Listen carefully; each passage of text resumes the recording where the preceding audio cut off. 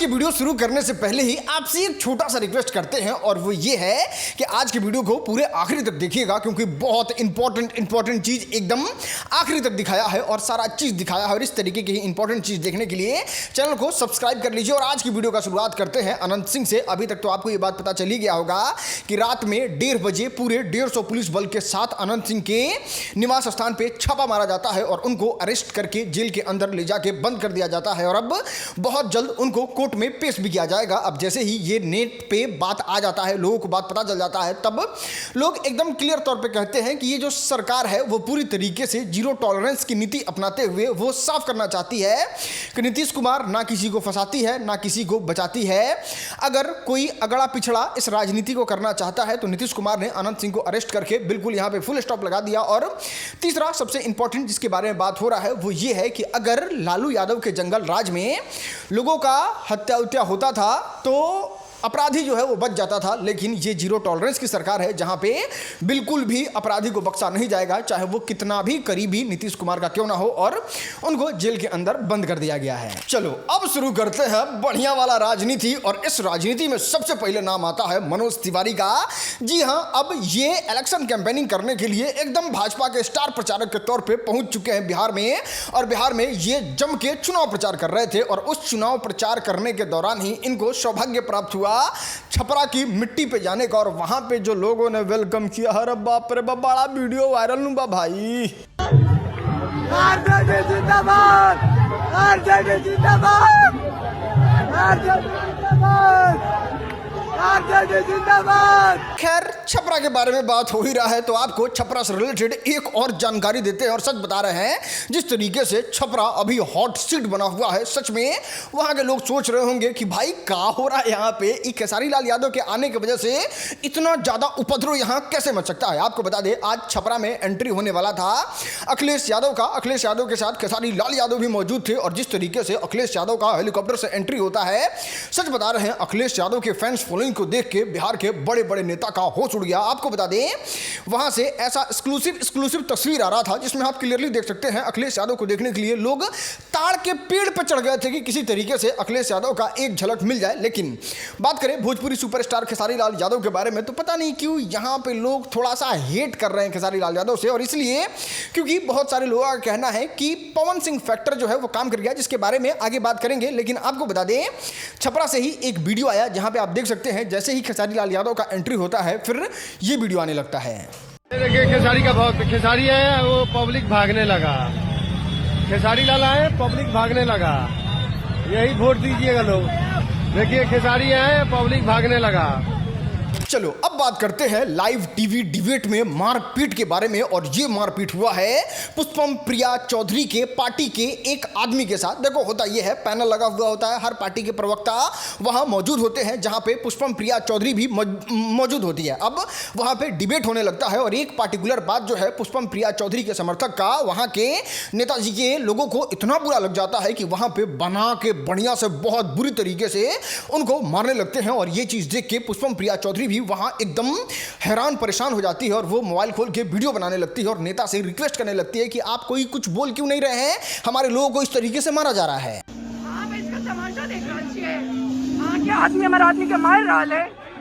बंद करियो, आप बंद करियो। आप पॉलिटिकल चल रहा है, आप पॉलिटिकल लाभ ले छिए, हम सब गलत कर रहे हैं। तब पहुंचे, जोर जोर से नाराबाजी केलखिन जे उनका आबे से पहिने के शांति रहे वो पूरा तरीका से भंग भ गेलै। ओहिके बाद गाली गलौज केनाइ शुरू केलखिन और हमर पार्टी के लोग सबके पीटनाइ शुरू केलखिन और खूब पिटलखिन एकदम बेरहमी सा।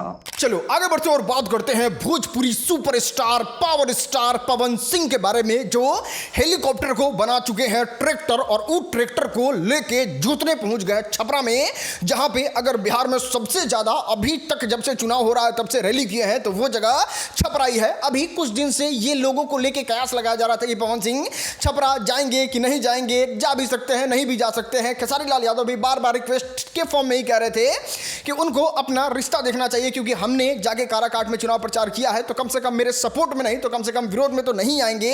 लेकिन आपको बता दें, आज पवन सिंह का एक ही दिन में छपरा में 3 जगह पे चुनावी जनसभा था, जहां पे खेसारी लाल यादव के विरोध कहिए, आरजेडी के विरोध कहिए, वहां पे पवन सिंह हेलीकॉप्टर से एंट्री मारते हैं। और भाई साहब, जिस तरीके से भीड़ रहता है, जिस तरीके से पवन सिंह गरजते हैं, वो सच में इनसेन होता है और वहां के लोगों में जोश भर देते हैं। अब जब से खेसारी लाल यादव के विरोध में पवन सिंह आके वहां से गए हैं, तब से लोग कयास लगा रहे हैं कि अब खेसारी लाल यादव का बैटरी जो है वो पूरी तरीके से डाउन होने वाला है। और ये इसलिए डाउन होने वाला है क्योंकि छपरा बेल्ट जो है वो पूरी तरीके से राजपूत का गढ़ माना जाता है। वहां पे यादव वोटर जो है वो बहुत ज्यादा कम है और हार जीत जो है वो राजपूत वोटर पे ही निर्भर करती है। और वहां पे पवन सिंह का आके इस तरीके से एनडीए के लिए जोश भर देना कहीं ना कहीं काबिले तारीफ है और खेसारी लाल यादव के अस्तित्व को डगमगा के रख देता है छपरा में। खैर, आप नीचे कमेंट बताइए, छपरा में किसका लहर है, आरजेडी, जनसुराज या फिर भारतीय जनता पार्टी। चलो आगे बढ़ते और बात करते हैं झंड जी के बारे में। भाई साहब, क्या बुरी तरीके से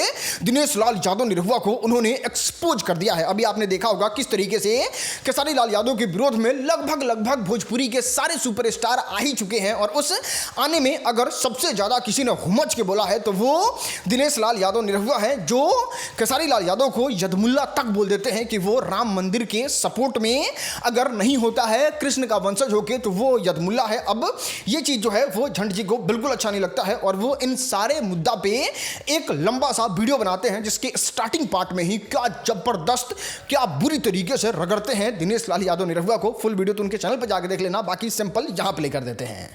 थोड़ा संयम रखिए बोलने से पहले। हाँ नहीं, देखो ये बात तो सही है यार, बोलने से पहले थोड़ा संयम तो रखना चाहिए। आजकल खेसारी लाल यादव कुछ ज्यादा ही बोल रहे हैं। पहली बार चुनाव में खड़े हुए हैं तो आप में कम से कम इतना संयम तो होना चाहिए कि आप नेशनल मीडिया के माइक पर खड़े होकर के सीना ठोक करके ये कह सके कि मैं ईश्वर के लिखे हुए विधि के विधान को मिटा दूंगा।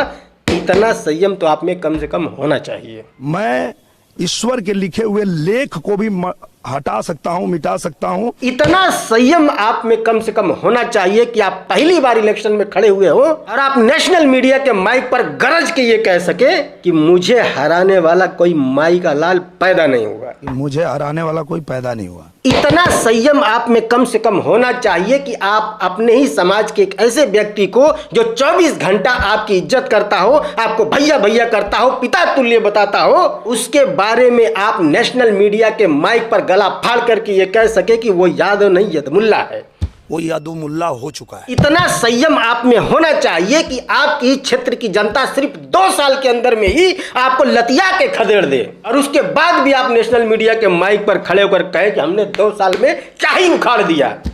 इतना संयम आप में कम से कम होना चाहिए। ना बाबू ना, खेसारी लाल यादव भी बोलने में एकदम माहिर हैं और वो जो बात बोलते हैं वो एकदम बेहतरीन बात बोलते हैं।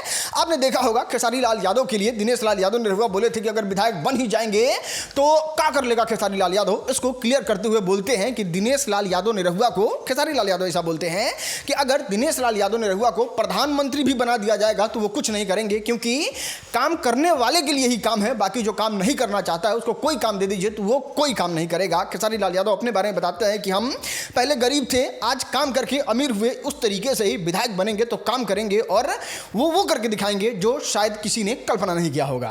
हमको तो प्रधानमंत्री बना दीजिएगा तभी कुछ नहीं कर पाएंगे। मैंने क्या बोला? करने वालों के लिए काम है भाई, नहीं करने वालों के लिए कोई काम नहीं है। चलो आगे बढ़ते हैं और आपको दिखाते हैं फैन मीटअप। और ये कमाल का फैन मीटअप जो है वो अब एकदम आग की तरह तेजी से वायरल हो रहा है। और ये फैन मीटअप जो है वो पवन सिंह और पवन सिंह के एक फैंस का था। पवन सिंह जो है वो अपना जनसभा कर रहे थे, जहां पे एक फैन इतना ज्यादा डिस्परेट हो जाता है पवन सिंह से मिलने के लिए कि वो सारी हद को पार कर देता है और हद पार करते हुए वो पहुंच जाता है पावर स्टार पवन सिंह के पास। और जानते हैं पवन सिंह और उसका किस तरीके से मुलाकात होता है, कुछ इस तरीके से। छोटे भाई हो और छोटे भाई का जगह पैर में नहीं दिल में होता है। आओ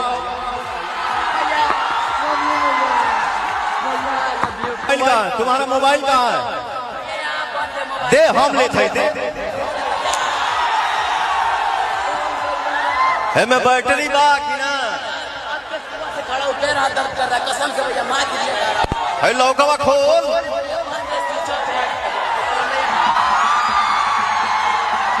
चलो आगे बढ़ते और आपको दिखाते हैं नागालैंड के एक ऐसे महिला सिंगर को जिसको छठ के गाना गाने की वजह से देश के प्रधानमंत्री नरेंद्र मोदी जी ने भी अप्रिशिएट किया। सबसे पहले तो हम आपको वो गाना सुनाना चाहते हैं।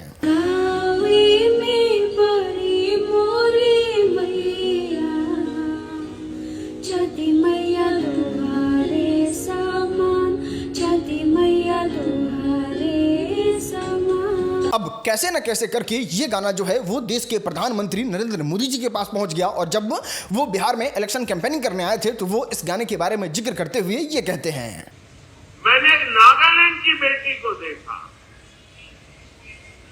उसके लिए तो हिंदी बोलना भी मुश्किल था, लेकिन वो नागालैंड की बेटी छठी मैया का भजन इतने भावपूर्ण रूप से गाती थी। अब ये चीज उस गाना गाने वाली लड़की को इतना अच्छा लगता है, इतना प्यारा लगता है कि जानते हैं उनका रिएक्शन क्या होता है।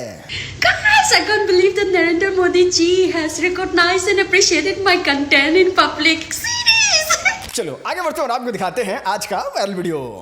तेज रफ्तार चाहिए, तेजस्वी सरकार चाहिए, 25 से 30 फिर से नीतीश, 90 के दशक में क्रिकेटर ऑलराउंडर सिंह युवराज, अब की बार जीती जन सूरज। अगर बात आ जाए आन पर तो वोट गिरी चिराग पासवान पर। जय हिंद जय भारत। बिहार में आपका स्वागत है। जिया हो बिहार के लाला,